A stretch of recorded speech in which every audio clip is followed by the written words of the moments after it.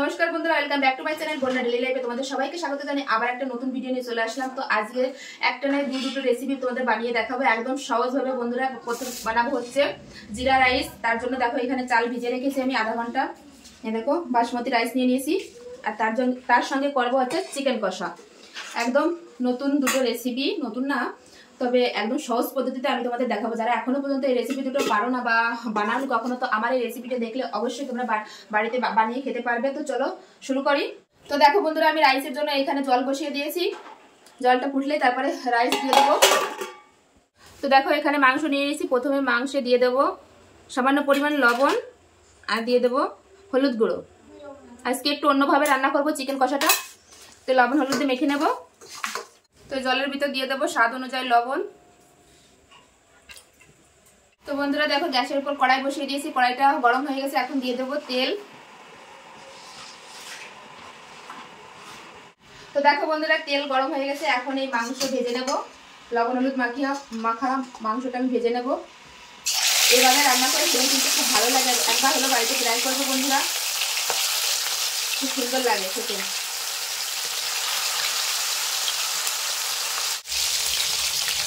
তো একবার উল্টে দেবো। দেখো উল্টে দিয়েছি।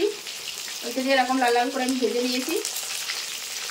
ঠিক এরকম করে ভাজতে হবে, কিন্তু বেশি কড়া করে ভাজলে কিন্তু আমার খেতে ভালো লাগবে না। তো এবার আমি তুলে নেব।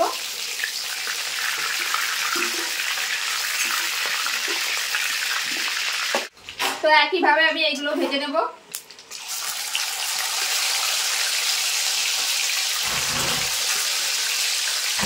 তো দেখো এবার সে জলটাও ফুটে গেছে, সুন্দরভাবে ফুটে গেছে। এবার চাল দিয়ে দেবো। ভিজে একটা চালটা আমি দিয়ে দেবো এবার।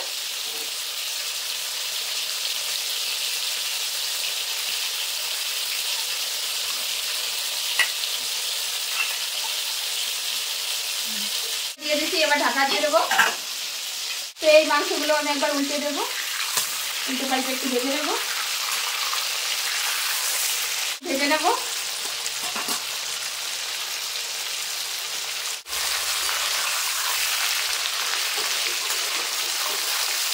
দেখো এই মাংসগুলো আমার ভাজা হয়ে গেছে, আমি তুলে নেবো। এই সাইডে ঢাকনাটা আমি খুলে দিলাম। এখন দেখো ওই কড়াইতে আমি রান্না করব। আর একটু তেল আমি তুলে রেখেছি, হয়তো তেল আমার লাগবে না। তো দিয়ে দেবো প্রথমে তেজপাতা, আর দিয়ে দেবো গরম মশলা, আর দিয়ে দেবো একটা শুকনো লঙ্কা, আর দিয়ে দেবো সামান্য পরিমাণ একটু জিরা। দিয়ে ফোড়নটা একটু ভাজা ভাজা করে নেবো। দেখো এই পাশে ভাতটা প্রায় হয়ে আসলো। এই দেখো আর একটু হবে। ভাতটা আছে মেন। যদি ভাতটা ঠিকঠাক ভাবে নামাতে না পারো কিন্তু জিরা রাইসটা একদমই ভালো হবে না। তো দেখো আমি ফোড়নটা ভাজা ভাজা করে নিয়েছি। এবার দিয়ে দেবো পেঁয়াজ বাটা। পেঁয়াজ বাটা তোমরা চাইলে কুচিও দিতে পারো। যেহেতু আমি চিকেন কষা করবো, একটু ঝোলটা গাঢ় গাঢ় হবে, এই জন্য আমি পেঁয়াজ বাটা দিচ্ছি। তো পেঁয়াজটা একটু ভাজা ভাজা করে নেবো আমি। তো দেখো পেঁয়াজটা আমি একটু ভাজা ভাজা করে নিয়েছি। এবার দিয়ে দেবো আদা রসুন বাটা, দিয়ে আর একটু ভেজে নেবো। এবার কিছু গুঁড়ো মশলা অ্যাড করবো। প্রথমে দিয়ে দেবো হলুদ গুঁড়ো, দিয়ে দেবো ধনে গুঁড়ো, দিয়ে দেবো লঙ্কা গুঁড়ো, আর দিয়ে দেবো স্বাদ অনুযায়ী লবণ। তারপরে দিয়ে দেবো হচ্ছে কাশ্মীরি লঙ্কার গুঁড়ো, এটা শুধু কালারের জন্য। আর দিয়ে দেবো একটু জল, যাতে মশলাটা পুড়ে না যায়। ভালোভাবে কষিয়ে নেবো বন্ধুরা, যতক্ষণ না মশলা থেকে তেল ছাড়ছে। তো দেখো বন্ধুরা আমার ভাতটা হয়ে গেছে। এই দেখো ঠিক এরকম হবে। তো এখন আমি নামিয়ে নেবো ভাত। এরকম জল ছেড়ে থেকে দেখো এখন নামিয়ে নিচ্ছি।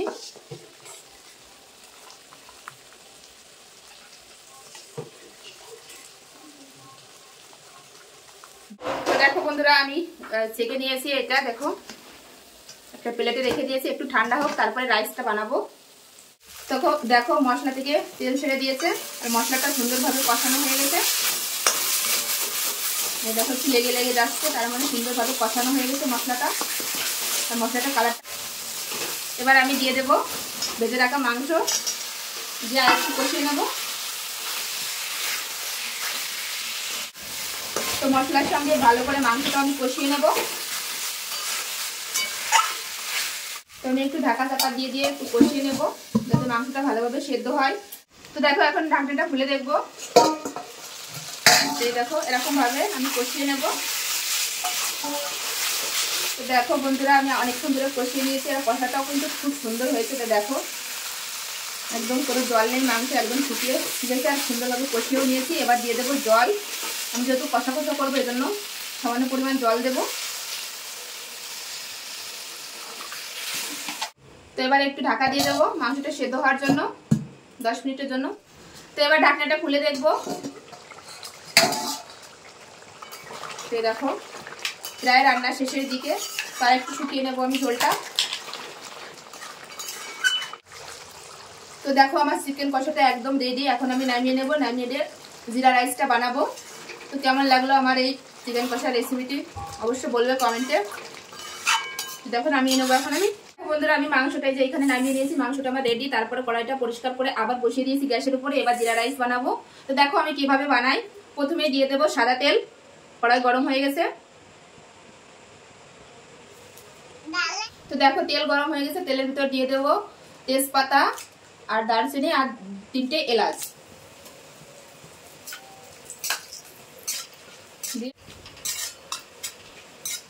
তো এরপরে দিয়ে দেবো জিরা। যেহেতু জিরা রাইস এর জন্য জিরাটা একটু বেশি পরিমাণে দিতে হবে।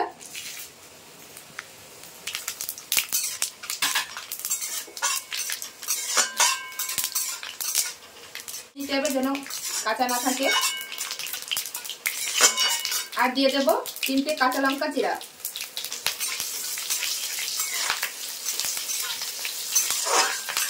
তো দেখো এই সাইডে আমি ভাতটা বানিয়ে রেখেছিলাম। তো দেখো একদম ঝরঝরে হয়েছে, একদম গায়ের সঙ্গে গায়ে লেগে যায়নি। কিন্তু ভাতটা এরকমই বানাতে হবে, তাহলে কিন্তু জিরা রাইসটা খেতে ভালো লাগবে। এই দেখো একদম ঝরঝরে। তো এবার দেখো মশলাটা এখানে ভাজা ভাজা হয়ে গেছে। এবার এই রাইসটা দিয়ে দেবো এই মশলার উপর।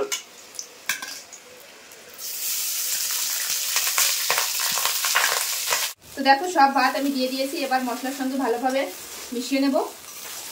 এই দেখো।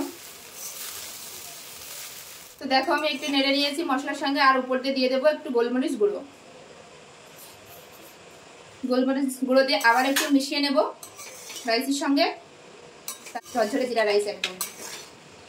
তো দেখো বন্ধুরা কিন্তু কোনো ভাত ভেঙে যায়নি বা লেগে যায়নি। দেখো একদম সহজ পদ্ধতিতে তোমাদের দেখালাম, বাড়িতেই তোমরা এভাবে বানিয়ে খেতে পারবে। তো দেখো বন্ধুরা আমার দুটো রান্নাই কমপ্লিট আর আমি একদম সহজভাবে তোমাদের দেখালাম। যারা যারা এখনো পর্যন্ত এই রেসিপি দুটো বা রান্না করনি বা রান্না করতে পারো না, তো আমার এই ভিডিওটি দেখে অবশ্যই রান্না করবে, অনেক অনেক ভালো লাগবে। তো দেখো ফাইনাল লুক তোমাদের দেখাই। এ দেখো এখানে আছে চিকেন কষা। আজকে একটু অন্যভাবে চিকেন কষাটা বানালাম। আর তার সঙ্গে রয়েছে জিরা রাইস, একদম ঝরঝরে। বন্ধুরা দেখো তোমাদের দেখাই। এ দেখো একদম ঝরঝরে, না গায়ে লেগে আছে না কোনো, দেখো না কোনো ভাত ভেঙে গেছে, একদম ঝরঝরে করে বানিয়েছি। আমার এই ভিডিওটি দেখলে অবশ্যই তোমরা বাড়িতে বানিয়ে খেতে পারবে। তো চলো বন্ধুরা আজকে তোমাদের আমি খেয়ে দেখাচ্ছি না। তো কেমন লাগলো আমার এই ভিডিওটি অবশ্যই কমেন্টে জানাবে। আর আমার এই ভিডিওটি পুরোটা দেখার জন্য অবশ্যই থ্যাংক ইউ। তো এভাবে আমার পাশে থাকো সবাই। তো চলো বন্ধুরা আমি ভিডিওটি এখানে শেষ করছি। আবার দেখা হবে নতুন কোনো ভিডিওর সঙ্গে। তো চলো নতুন কোনো রেসিপি নিয়ে আবার আসবো। তো যারা যারা এখনো পর্যন্ত চ্যানেলটি সাবস্ক্রাইব করোনি, তো প্লিজ বন্ধুরা আমার চ্যানেলটি সাবস্ক্রাইব করো আর আমার পাশে থাকো। তো এভাবেই। তো বাই।